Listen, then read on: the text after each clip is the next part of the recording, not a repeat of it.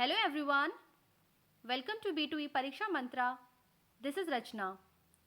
जैसे कि स्टूडेंट्स, कल मैंने आपको HTET 2016 बायोलॉजी का पेपर सॉल्व करवाना शुरू किया था और उसमें जो पार्ट 4 बायोलॉजी का आता है उसके क्वेश्चंस आपको सॉल्व करवाए थे और 20 क्वेश्चंस करवा दिए थे मैंने आपको। तो उसी के आगे आज कंटिन्यू करेंगे।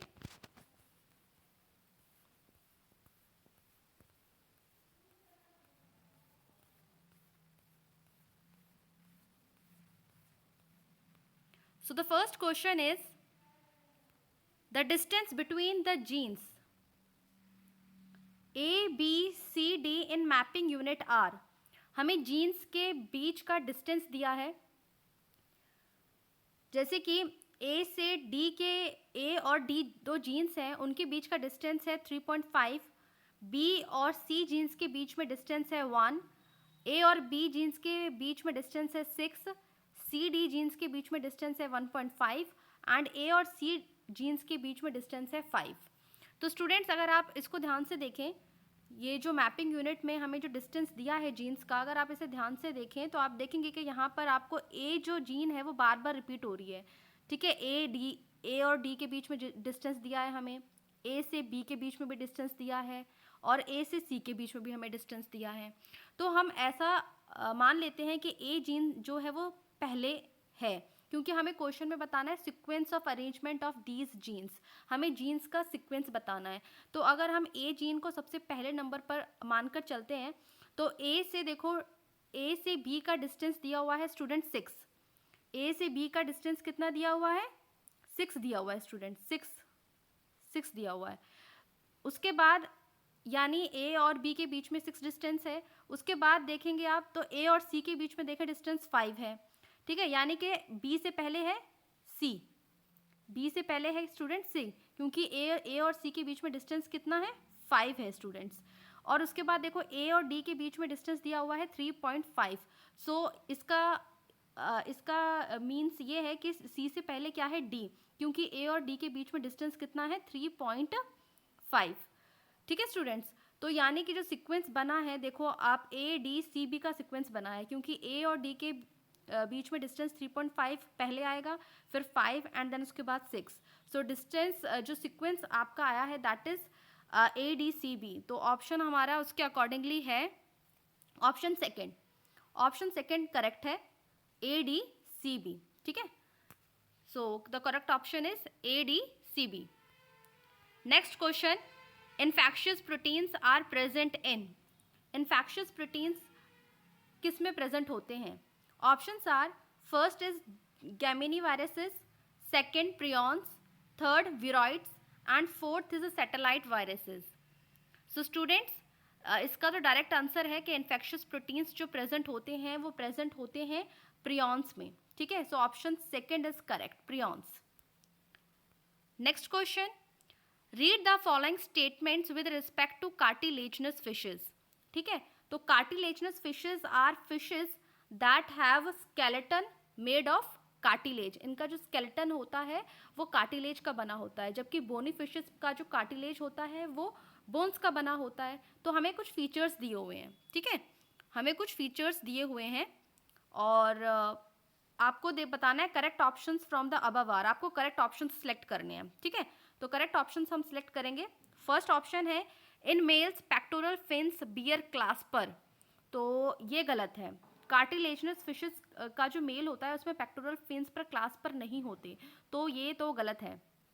Second option, heart have 2 chambered with 1 atrium and 1 ventricle. हाँ, फिशेज में चाहे वो कार्टिलेजनस हो चाहे वो बोनी हो, फिशेज 2 चैम्बर्ड ही होता है। सो 1 एट्रियम एंड 1 वेंट्रिकल, ये सही है स्टूडेंट्स।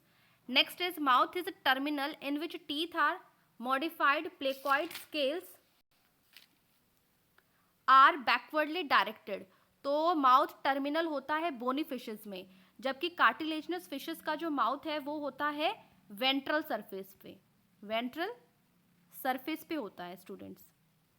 ठीक है, तो ये ऑप्शन भी हमारा गलत है। ठीक है, ये ऑप्शन भी गलत हो गया। उसके बाद फोर्थ ऑप्शन है हमारा, due to absence of swim air bladder they have to swim constantly to avoid sinking. Yes, ये ऑप्शन सही है। कार्टिलेजनस फिशेस में जो एयर ब्लैडर है वो प्रेजेंट नहीं होता, इसलिए ये कंटिन्यूसली स्विम करते रहते हैं ताकि सिंक ना कर जाएं, ठीक है। जबकि बोनी फिशेस में जो स्विम ब्लैडर है वो प्रेजेंट होता है, ठीक है। तो हमारा ऑप्शन सही कौन सा है, बी एंड डी। तो ऑप्शन हम देख लेते हैं, ऑप्शन बी और डी हमें कहाँ दिया हुआ है, बी और डी हमें दिया है ऑप्शन 4 में। सो हमारा फोर्थ जो ऑप्शन है वो सही है, ठीक है स्टूडेंट्स, फोर्थ ऑप्शन सही है, B and D only. Next question, in eukaryotes RNA polymerase second transcribes. RNA polymerase second किसका ट्रांसक्रिप्शन करता है? Options are 28S RNA, 5S RNA, tRNA and fourth one is heterogeneous nuclear RNA. So option जो सही है इसका वो है option fourth, heterogeneous nuclear RNA H N RNA का ट्रांसक्रिप्शन करता है आरएनए पॉलीमरेज सेकेंड, ठीक है स्टूडेंट्स, इसे याद रखना आप। Next question, syndactyly is due to. Syndactyly, पहले मैं आपको बता देती हूँ कि सिंडेक्टाइली होता क्या है। Syndactyly is a condition wherein two or more digits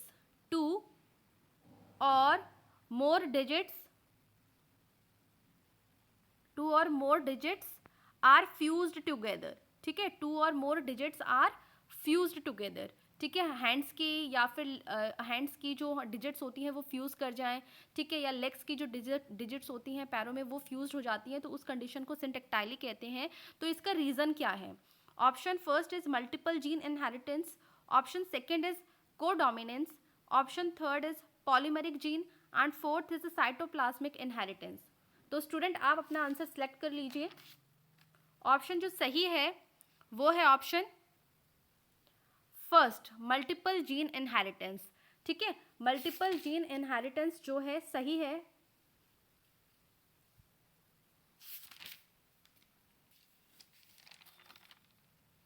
okay students, क्योंकि मल्टीपल जीन इनहेरिटेंस को हम पॉलीजेनिक इनहेरिटेंस भी कहते हैं, और पॉलीजेनिक इनहेरिटेंस में क्या होता है कि एक कैरेक्टरिस्टिक को कंट्रोल करने के लिए दो या दो से ज़्यादा जीन्स होती हैं, ठीक है। So that is multiple gene inheritance, और इस वजह से सिंटेक्टाइली कंडीशन होती है। Next question, which one of the following is known as a terror of Bengal. Terror of Bengal यानी बंगाल का आतंक किसे कहा जाता है? First option is hydrilla, second eichhornia crassipes, third vallisneria and fourth is zostera. So ये इजी क्वेश्चन है, ये क्वेश्चन इंपॉर्टेंट भी है और आया भी है एचटेट एग्जाम में, ठीक है। सो ऑप्शन करेक्ट इज इशोर्निया क्रेसिपस, ठीक है, जिसे कि वाटर हाइसिंथ भी कहते हैं कॉमनली, इसका वाटर हाइसिंथ, ठीक है स्टूडेंट्स, वाटर हाइसिंथ इसे कहा जाता है, और इशोर्निया क्रेसिपस भी कहते हैं, जो कि क्या है, जो कि बहुत स्टैग्नेंट वाटर में ये बहुत फास्टली ग्रो कर जाते हैं, और वहाँ से एक्वाटिक ऑक्सीजन और न्यूट्रिएंट्स को यूटिलाइज करते हैं, और जिस वजह से उस एरिया में क्या हो जाती है, डिजॉल्व ऑक्सीजन और न्यूट्रिएंट्स की कमी होने की वजह से फिशेस क्या हो जाती हैं, मर जाती हैं, और फिशेस की स्कार्सिटी हो जाती है, ठीक है। So eichhornia crassipes is known as a terror of Bengal. Next question, which of the following is not synthesized from amino acid precursor. Amino acid precursor students क्या होता है? Amino acid precursors are compounds that give amino acid after some reaction, ठीक है, किसी reaction के बाद वो amino acid को गिव करते हैं, यानी कि प्रोडक्ट के रूप में वो अमाइनो एसिड को बनाते हैं, ठीक है। तो ज़्यादातर ऐसा कब होता है? जब अमाइनो एसिड प्रिकर्सर में हाइड्रोलिसिस होता है, तब वो अमाइनो एसिड को एज अ प्रोडक्ट प्रोड्यूस करते हैं, ठीक है। तो इसमें से कौन सा अमाइनो एसिड प्रिकर्सर के द्वारा सिंथेसाइज नहीं होता? Options are first is cholesterol, second chlorophyll, third cytochrome and fourth is heme. तो इसका जो करेक्ट आंसर है that is option first, cholesterol जो है वो अमाइनो एसिड प्रिकर्सर के द्वारा या उसके मतलब उससे नहीं बनता है, ठीक है, ठीक है students. Next is sponges have a high capacity to regenerate, this needs sponges में रीजनरेशन की जो कैपेसिटी है वो बहुत ज़्यादा होती है। रीजनरेशन मतलब किसी बॉडी पार्ट को या पूरी की पूरी बॉडी को या पूरा का पूरे सिस्टम को दोबारा से रिन्यू कर लेना, दोबारा से रिस्टोर कर लेना, उसे बना लेना, ठीक है। तो स्पॉन्जेस में ये कैपेसिटी बहुत ज़्यादा होती है, तो उसके लिए उसे क्या चाहिए होता है? First option is calcium and magnesium ions की नीड रहती है उसे। Second, sodium and potassium ions. Third, chlorine and nitrate ions and sodium and nitrate ions. तो इसका आंसर आप सोच लीजिए, इसका जो सही आंसर है वो है option first, calcium and magnesium ions की नीड रहती है रीजनरेशन करने के लिए स्पॉन्जेस को, ठीक है students. Next question is which one of the following is included in mesenchymal coelomate. Mesenchymal coelomate जो है वो किस में होता है? ऑप्शन फर्स्ट इज फोरोनिडा में, second brachiopoda, third gastrotricha and fourth is chaetognatha. तो इसका जो सही आंसर है वो मैं आपको बाद में बताती हूँ। सबसे पहले मैं आपको ये बताती हूँ कि मेसेनकाइमल सिलोमेट क्या होता है। मेसेनकाइमल जो सिलोमेट है that is in which mesenchymal cells, जो मेसेनकाइमल सेल्स होते हैं वो रीअरेंज हो जाते हैं टू इनक्लोज अ स्पेस और सिलोम, ठीक है। जैसे कि मैं आपको एक डायग्राम बना के दिखाती हूँ। जैसे ये बाहर की लेयर होगी एक्टोडर्म, ठीक है। फिर अंदर से क्या होता है, ये जो इस तरह से मैं आपको बना देती हूँ थोड़ा सा रफली। जैसे स्टूडेंट्स ये बाहर की जो वॉल होगी दैट इज एक्टोडर्म, ठीक है। ये होगी एक्टोडर्म, ठीक है। ये जो इंटरनल जो मेम्ब्रेन होती है दैट इज एंडोडर्म, ठीक है स्टूडेंट्स। तो ये जो बीच की जो लेयर होती है दैट इज कॉल्ड मीजोडर्म, ठीक है। तो ये मीजोडर्मल जो सेल्स होते हैं स्टूडेंट्स, ये मीजोडर्मल सेल्स क्या हैं, एक कैविटी को इनक्लोज कर लेते हैं, एक स्पेस को इनक्लोज कर लेते हैं, जैसे कि ये है, तो इसे कहते हैं सिलोम, ठीक है। तो जब मेसेनकाइमल सेल्स इस तरह से अरेंज हो जाएं, देखो ये मेसेनकाइमल सेल्स इस तरह से अरेंज हो गए हैं और एक कैविटी को उन्होंने सराउंड कर लिया है जिसे कहते हैं सिलोम। तो इस तरह के अरेंजमेंट को कहते हैं मेसेनकाइमल सिलोमेट। तो ऐसा जो सिलोम होता है दैट इज मेसेनकाइमल सिलोमेट। तो ऐसा जो होता है वो होता है ऑप्शन फर्स्ट इज करेक्ट, फोरोनिडा में, ठीक है। ऐसा सिर्फ फोरोनिडा में ही होता है, तो आप इसे ध्यान रखना, फोरोनिडा में मेसेनकाइमल सिलोमेट होता है। Next is gynobasic style is the characteristic features of. Gynobasic style student का मतलब क्या है? Gynobasic style is a style arising from the base of the ovary. जो स्टाइल ओवेरी के बेस से निकलती है that is called gynobasic style. तो ये किस फैमिली में होता है? Option first is lamiaceae, second fabaceae, third asclepiadaceae and fourth is apocynaceae. तो इसका जो सही आंसर है दैट इज ऑप्शन फर्स्ट, लेमिएसी, ठीक है। लेमिएसी फैमिली में गाइनोबेसिक स्टाइल होता है। आगे बढ़ते हैं। नेक्स्ट क्वेश्चन है विच one of the following is a part of pelvic girdle of foul. Pelvic जो गर्डल होता है उसका कौन सा पार्ट है? First option is clavicle, second coracoid, third scapula and fourth is pubis. तो स्टूडेंट्स जो ये तीन ऑप्शन आपको दिए हैं क्लेविकल, कैराकॉइड और स्कैपुला, ये होते हैं पेक्टोरल गर्डल में।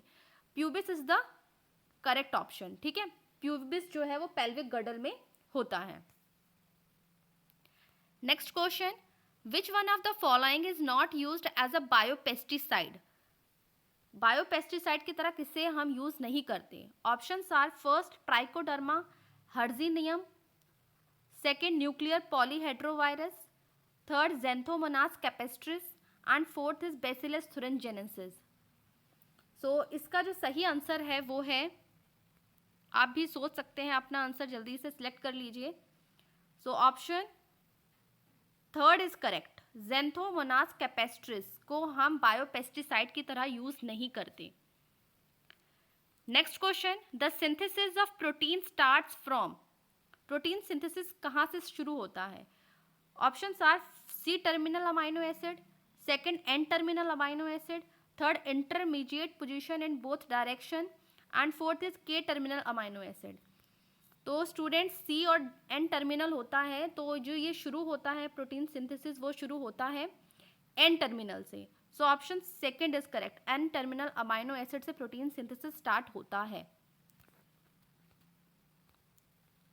Next question, which one of the following vector is responsible for chikungunya? ये इजी क्वेश्चन है students. Options are male anopheles mosquito, second aedes mosquito, third plasmodium falciparum and fourth is female anopheles mosquito.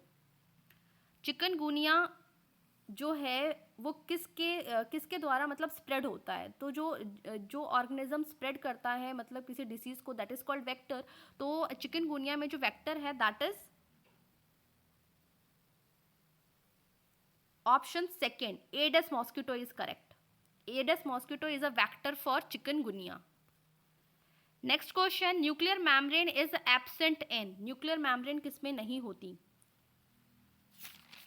Options are first penicillium, second agaricus, third volvox and fourth is nostoc. Agaricus और volvox तो eukaryotes हैं, तो उसमें तो nuclear membrane well defined होती है, जबकि जो नॉस्टॉक है, नॉस्टॉक इज अ साइनोबैक्टीरियम। ठीक है, साइनोबैक्टीरियम है नॉस्टॉक, जो कि एक प्रोकैरियोट है। तो इसमें ट्रू न्यूक्लियस नहीं होता, इसके जो न्यूक्लियस है वो न्यूक्लियर मेम्ब्रेन से सराउंडेड नहीं होता। तो nuclear membrane is absent in nostoc. Option 4 is correct. Next, in marine fishes excessive salt from the body is removed by? Excessive salt fishes में कैसे रिमूव होता है excessive salt? Options are first small intestine, second protonephrons, third scroll valve and fourth is gills. So student, the correct option is option fourth, gills. Gills के द्वारा जो है excess salt body से remove होता है। ठीक है, so option 4 is correct, gills. Next question, resistant transgenic cotton has been produced by inserting a piece of DNA from? जो रेजिस्टेंस जो ट्रांसजेनिक कॉटन है उसे मतलब कैसे बनाया है? क्योंकि जो ट्रांसजेनिक जो जीन मतलब ट्रांसजेनिक जो प्लांट बनाया जाता है उसमें ट्रांसजेनिक जीन इंट्रोड्यूस करते हैं, और ट्रांस जीन एक ऐसी जीन होती है जिसे या तो नेचुरली या फिर जेनेटिक इंजीनियरिंग टेक्निक्स द्वारा एक ऑर्गेनिज्म से दूसरे ऑर्गेनिज्म में ट्रांसफ़र करते हैं। तो जब जो कॉटन में जो ट्रांसजीन इंट्रोड्यूस की गई है उसमें हमने जो डीएनए इंट्रोड्यूस किया है वो किसका डीएनए इंट्रोड्यूस किया है? Options are first an insect, second a bacterium, third a relative of cotton and fourth is a virus. So here the correct option is option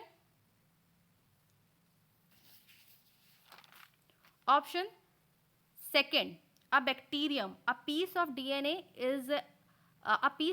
from a bacterium is inserted into a transgenic cotton. ठीक है, option second, a bacterium is correct. Next question, Bt toxin genes which control the cotton bollworm. ठीक है, जो Bt toxin genes which control the cotton bollworm is?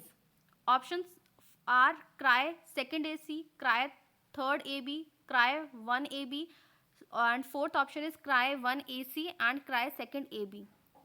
तो ये एक NCERT question है student, आप एनसीईआरटी बुक्स भी पढ़ के ही जाना। ठीक है स्टूडेंट्स, तो इसका जो सही ऑप्शन है that is option fourth, cry 1AC and cry second B genes control the cotton bollworm. ठीक है, next question, number of meiotic division required to produce 100 seeds in family Cyperaceae. Cyperaceae family में 100 seeds produce करने के लिए कितनी meiotic division की need रहेगी या कितने म्योटिक डिवीजन की रिक्वायरमेंट होती है? तो मैं बता देती हूँ स्टूडेंट्स, जैसे कि जो Cyperaceae फैमिली है इसमें क्या होता है कि one functional pollen is produced during single meiotic division. एक सिंगल म्योटिक डिवीजन से एक फंक्शनल पोलन बनता है, और वैसे ही एक फंक्शनल जो एग है, ठीक है, एक जो पोलन है वो एक म्योटिक डिवीजन से बनता है। ठीक है, और एक एग भी एक एक पोलन बन रहा है एक मियोटिक डिवीजन से, और एक एग बनता है एक मियोटिक डिवीजन से। सो 100 पोलन बनेंगे 100 मियोटिक डिवीजन से, और 100 एग बनेंगे 100 मियोटिक डिवीजन से। तो जब 100 एग और 100 पोलन जब कंबाइन होते हैं तभी तो स्टूडेंट सीड्स बनेगी। ठीक है, तो हमें 100 सीड्स चाहिए, तो 100 सीड्स के लिए हमें जो मतलब एग चाहिए वो कितने चाहिए, वो भी हमें 100 चाहिए। और 100 एग बनाने के लिए कितने पोलन की रिक्वायरमेंट रहेगी, 100 पोलन और 100 एग की रिक्वायरमेंट रहेगी। तो कितने टोटल मियोटिक डिवीजन हो गए, टोटल मियोटिक डिवीजन स्टूडेंट्स हो गए 200। ठीक है, क्योंकि 100 पोलन के लिए और 100 एग के लिए। जब ये 100 पोलन 100 एग मिलेंगे तो बनेगा जायगोट, जायगोट से फिर बने मतलब एग से बनेगा जायगोट, और जायगोट से बनेंगे फिर बाद में जो फ्रूट बनेगा, एंड फ्रूट के अंदर फिर उतनी ही सीड्स कितनी होंगी, 100 सीड्स बनेंगी उससे। ठीक है, क्योंकि ये पोलन और एग कंबाइन होके बनाएंगे एक जायगोट। ठीक है, ठीक है स्टूडेंट्स, तो इसका जो करेक्ट ऑप्शन है ऑप्शन सेकंड 200 इज करेक्ट। ठीक है, क्योंकि 100 मियोटिक डिवीजन चाहिए पोल के लिए, पोलन ग्रेन्स के लिए, और 100 मियोटिक डिवीजन चाहिए हमें एग्स के लिए। जब 100 पोलन 100 एग्स मिलेंगे तब वो 200 मतलब 100 पोलन और 100 एग्स कंबाइन होके बनाएंगे 100 फ्रूट्स, एंड उसके बाद 100 फ्रूट्स होंगे तो 100 सीड्स बनेगी। ठीक है, तो मियोटिक डिवीजन हमें कितनी चाहिए उसके लिए 200। ठीक है, मतलब 100 फॉर मेल पोलन ग्रेन्स के लिए एंड 100 फॉर फीमेल एग के लिए। ठीक है students, option second 200 is correct. Next question, diapedesis means, diapedesis term का मतलब क्या है? Options are movement of food in gut, तो movement of food in gut तो स्टूडेंट्स होता है पेरिस्टालसिस। ठीक है, पेरिस्टालसिस कहते हैं इसे, तो ये तो नहीं है। नेक्स्ट ऑप्शन देख लेते हैं, option second formation of WBC, तो स्टूडेंट्स होता है हीमोपोइसिस। ठीक है, third option the process by which monocytes and neutrophils squeezes through thin capillary wall, ये स्टूडेंट सही है, क्योंकि fourth option formation of RBCs, again WBC और RBC यानी ब्लड सेल की फॉर्मेशन को हम कहते हैं हीमोपोइसिस, और movement of food in gut that is peristalsis. So option third is correct. Diapedesis क्या होता है, मोनोसाइट्स और न्यूट्रोफिल्स क्या होते हैं, squeezes through the capillary wall, and that is called diapedesis. ठीक है स्टूडेंट्स, तो ये आज 20 क्वेश्चंस किए हमने, 20 क्वेश्चंस और लेफ्ट हैं स्टूडेंट्स, वो हम कल करेंगे। तो आज इतना ही, thank you and have a good day.